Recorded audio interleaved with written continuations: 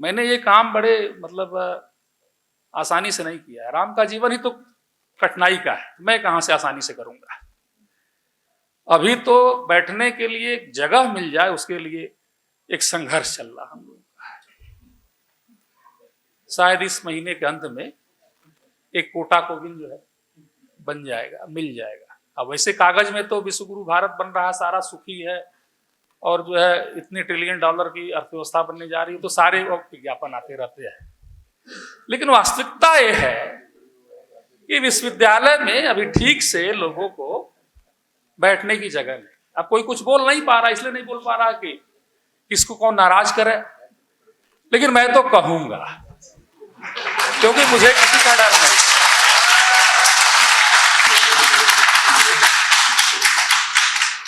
क्योंकि अगर साहित्यकार डर गया तो फिर वो साहित्यकार तो हो ही नहीं सकता है, वो लिपिक हो जाएगा, वो टाइप करने वाला है। और बड़ा शंकर जी ने, मेरे बड़े भाई है, उन्होंने कहा ही मैं तो डरता नहीं। तो एक कविता मैंने बहुत आराम से कहीं बैठ के नहीं लिखी है, ये मैं बता दूं आपको। कहीं घास पर बैठ के लिख दिया, कहीं पार्क में बैठ के लिख दिया, और ये 1 साल में लिखी गई है। 22 जनवरी 2024 को जब ये श्री रामलला प्रतिष्ठित हुए तो मैंने देखा कि मतलब बहुत एक तो निंदा हो रही है इसकी, तमाम जो अपने हिसाब से उसको उल्टा पुल्टा बक रहे हैं। दूसरा मैंने देखा कि समाज का जो आह्लाद है, प्रसन्नता जो है, वो अकादमिक जगत में नहीं आ रहा है। और मैं कवियों भी नहीं हूं, क्योंकि मेरी वृत्ति नहीं रही है ऐसी कि मैं शुरू से कहीं कविता पाठ करता रहा हूं और मैं कवियों के पीछे घूमता रहा हूं झोला लेके, जैसे तभी न कवि बनेगा। वो कवि तो बनेगा जो कवियों के साथ रहेगा, और मैं तो कभी रहा नहीं। लेकिन जो मैं अपना अनुभव बता रहा हूं, ये राम जी की कृपा है। वो पता नहीं किससे क्या करा लें, उन्होंने मोदी जी से सारा काम करा लिया अपना, जो है देखिए सीधे जो है। मेरे मन में ऐसा संकल्प बना कि मैं दूसरे का मुखापेक्षी क्यों बनूं कि कोई दूसरा करेगा कुछ, मैं क्यों ना कुछ करूं। और उसके बाद धीरे धीरे जो है एक कविताएं बनती चली, और कविता बनती ही चली जाती, कोई बनाता नहीं बैठ के उसको जबरदस्ती, जो है कि मतलब जैसे उत्तर रटते हैं और उसका मतलब प्रश्न का उत्तर रट के देते हैं और वो बन जाते हैं, मेरिट में जो है गोल्ड मेडल बन जाते हैं, जो है यूनिवर्सिटी में जो है रट्टा मार मार कर। तो कविता रट्टा मार के नहीं होती, वो निकलती गई और मैं उसको लिपिबद्ध करता गया। और ये भी मैं बता दूं आपको, इसके लिए मैंने कोई पेन नहीं उठाया है, न तो कागज उठाया है। बस मैंने अपने मोबाइल के वो जो एक पैड होता लिखने वाला, उसी पर लिखता गया। और जो है वो मेरे मोबाइल में अभी है भी।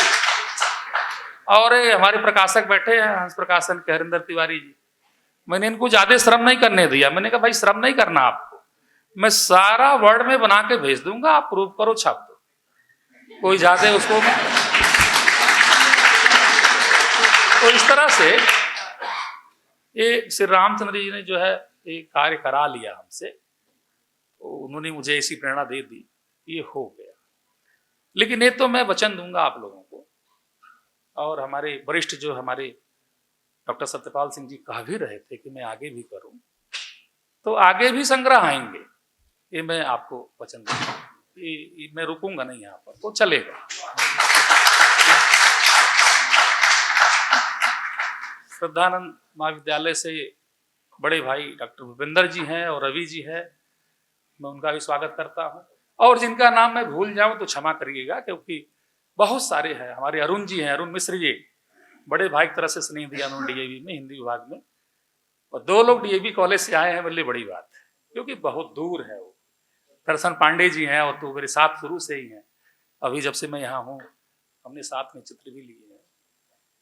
तो इसलिए इसको अन्यथा न लेंगे अगर मैं किसी का नाम भूल जाऊं तो, क्योंकि ये क्या है ना, कवि के अंदर थोड़ी भावुकता तो होती ही है, बिना भाव के कविता तो होगी ही नहीं। तो इसलिए भाव में चीजें कभी कुछ विलुप्त होती हैं, कुछ आगे जाती। डॉक्टर राजेश राव जी हैं, हमारे परम मित्र हैं। मैं लंबे समय से जो है, जब रोहिणी में रहता था तो लंबा हम लोगों का बातचीत चलता था, जो घंटों घंटों जो है। और मेरे आग्रह पर आप आए हुए हैं। तो मेरा कहने का मतलब यही है कि जो समाज में कहते ना कि साहित्य समाज का दर्पण है, तो जब साहित्य समाज का दर्पण है तो समाज में जो घटित हो रहा वो आना चाहिए ना। लेकिन दुर्भाग्य है कि एक तथाकथित आइडियोलॉजी हमारे यहां इंस्टीट्यूशन में आके बैठ गई है। अब उस आइडियोलॉजी के दायरे में जो चीज रहेगी तो बात होगी, और अगर नहीं रहेगी तो उस पर कोई बात नहीं करेगा, जो मर्जी सो हो जाए। मैं 47 साल की अवस्था पार कर रहा हूं, 3 साल में 50 हो जाएगा, आधा पार हो जाएगा जो है। और मुझे वो दिन याद है जब 1992 में 12-13 साल की अवस्था में रही होगी, खेत में वो गेहूं कुछ कुछ आ गया था, सिंचाई उचाई कुछ हो रही थी, और 6 दिसंबर को शाम के समय जो है, मतलब हम लोगों ने रेडियो में सुना कि अयोध्या में कुछ ऐसा घटित हो गया है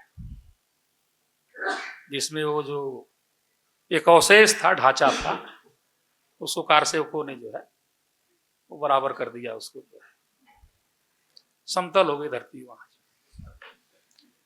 और उसके बाद से अयोध्या का जो गौरव है वो कैसे इस्टेब्लिश करेगा, कैसे वहां स्थापित होगा, उसकी बात होना शुरू हुई। अगर वो डिमोलिश नहीं होता, नहीं हटता, तो निश्चित ही फिर उसकी आगे की बात नहीं हो पाती। तो वो हुआ। अब सोचिए, उस बचपन में इस चीजों के अनुभव से गुजरा हुआ मेरा जीवन रहा है। और मैं आपको यही बता दूं कि मेरे दादाजी स्वाधीनता संग्राम सेनानी थे और जेल भी गए थे, तो मैं उनका पोता हूं। तो दादा का कुछ पोते पर असर होता है, ऐसा कुछ कहा गया है।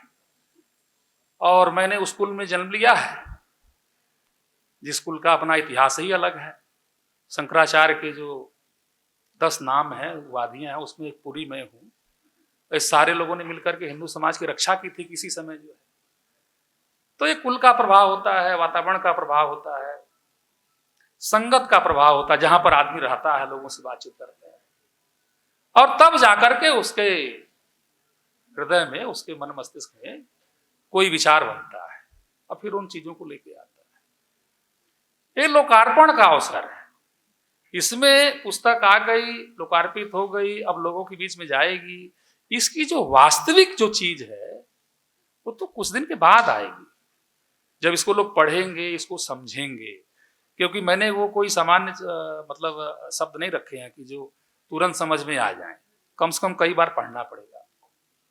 और यही कारण था कि मैथ्यू अर्नाल्ड और टी.एस. इलियट इत्यादि जो यूरोप के अंग्रेजी के जो कवि थे, उनको स्वयं अपने कविता की आलोचना भी करनी पड़ी, मतलब उसको समीक्षा भी करनी पड़ी, क्योंकि उन्होंने ऐसा लिखा कि वो जल्दी लोगों ने उसको पकड़ा नहीं। तो इस तरह से वहां भी ऐसे ही चलता रहा। हमारे अपने यहाँ जो है पंत और प्रसाद को ऐसा करना पड़ा, दिनकर को करना पड़ा। तो मैं कोई बहुत बड़ी बात नहीं कहूँ, मुझे तो सुनना था यहाँ पर आप, और मैंने काफी सुना जो है, और मेरी बहुत ज्यादा प्रशंसा हो गई है। मैं अभी उस योग्य नहीं हूँ, मैं तो बस ये मान के चलिए कि एक शुरुआत कर रहा हूँ।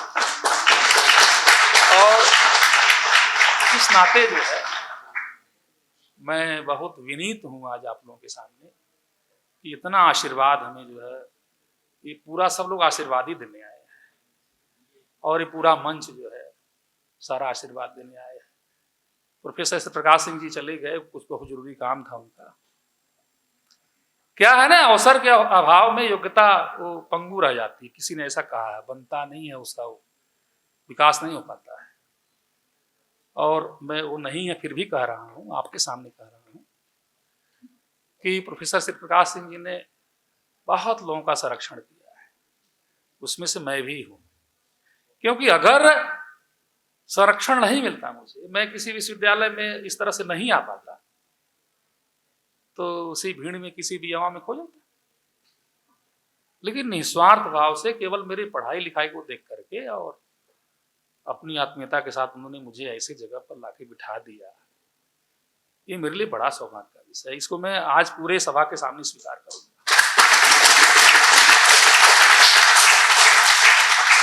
और एक जो बात डॉक्टर सत्यपाल सिंह जी ने कही कि आपने अगर इसमें केवल एक कविता जो है केवल लिखी होती दयानंद सरस्वती की तब भी मैं आता, तो वो भी मैं आपको आज खुले रूप में बोल दूं कि मेरे पूरे विचार पर और मेरे पूरे जीवन में परिवर्तन पर जो है, जो मेरा हो गया, उसके मूल में स्वामी दयानंद सरस्वती है। मैं उनको अपना गुरु मानता हूं। और दिलीप जी तो साक्षी हैं कि पीजीडीएवी में मैं तदर्थ में नौकरी करता था, मेरी तो कोई शक्ति ही नहीं थी, फिर भी लड़ भिड़ के मैंने वहां जयंती बनवाया। जो है वहां बड़े बड़े जो धुरंधर थे उनके बीच में ऐसे ही लोगों को लेकर के मैंने कहा नहीं, उनकी जयंती मननी चाहिए। हालांकि वो लोग नहीं आए, कुछ कोई बहिष्कार किया, कोई कुछ किया, फिर भी वहां समाज ऐसा था, उसने साथ दिया और दो बार वहां पर इस तरह से चीजें हुई। और मैं योजना कर रहा हूं एक अंतर्राष्ट्रीय संगोष्ठी की स्वामी दयानंद सरस्वती की, जो पूरे 200 वर्ष हो रहे हैं, जन्म शताब्दी, द्वितीय शताब्दी वर्ष चल रहा है, जो उनका इतना विराट कार्य है, पूरे हिंदी प्रदेश में उस व्यक्ति के विचारों का जो गहरा असर है वो अभी तक नहीं गया। आप सोचिए जिस समय रहा होगा वो कितना गहरा रहा होगा। 200 साल के बाद भी इतना गहरा असर है। मतलब हम लोग देखे नहीं, सत्यपाल जी ने देखा नहीं हम लोग, फिर भी हम लोग इतने ज्यादा जो है प्रभावित है। तो उस दयानंद सरस्वती ने और उनके विचार ने, उनके जीवन ने मेरे जैसे व्यक्ति को कुछ कर्म करने के लिए और राष्ट्र और समाज के प्रति जो है अपना कर्तव्य निभाने के लिए जो है प्रेरित किया। और सही बता रहा हूं, जब मैंने 2001 में उनकी आत्मकथा मतलब जीवनी पढ़ी, स्वामी सत्यानंद ने जो लिखा है दयानंद प्रकाश, तो मैं रो उठा उसको पढ़ करके। इतना बड़ा व्यक्तित्व जो है जिसने निस्वार्थ होकर के पूरा जीवन दे दिया। और मैं वहीं से बिना बताए घर से निकल गया और 2-3 साल तो अज्ञात में रहा, ऐसे गुरुकुलों में घूमता रहा। और इसलिए मेरी पढ़ाई भी थोड़ा सा छूट गई जो है, लेकिन मैं वेदों को, उपनिषदों को, सन्यासियों के बीच में जीवन जीता रहा। ये उसी सब का प्रभाव है कविता में जो आया है। एक कविता ऐसे नहीं आ गई कि मैंने सोया उठा और लिख दिया। पूरा जो मेरा जीवन पीछे का रहा, जो लोगों के बीच में जिया, जाकर के जो मैंने वो ज्ञानवापी को देखा, और मेरी ज्ञानवापी कविता में है वो जो मैंने दर्द देखा वहां का, भोलेनाथ का। ये तो अब ना हो गया, ये चौड़ा कर दिया, जब शुरू में गया तो नहीं था, ऐसे सारा घेरा हुआ था। तो मैंने प्रयास किया है, 55 कविताएं हैं जो इसमें भिन्न भिन्न विषयों पर, और आप लोग पढ़ेंगे, अगर आप लोगों को उसमें कुछ अच्छा लगेगा तो उसको मैं अपना समझूंगा, और जो बेकार होगा उसको त्याग दीजिएगा। मैं आप सभी लोगों का जो मेरी बात को इतनी धैर्य से सुन रहे थे उसके प्रति बहुत कृतज्ञ हूँ।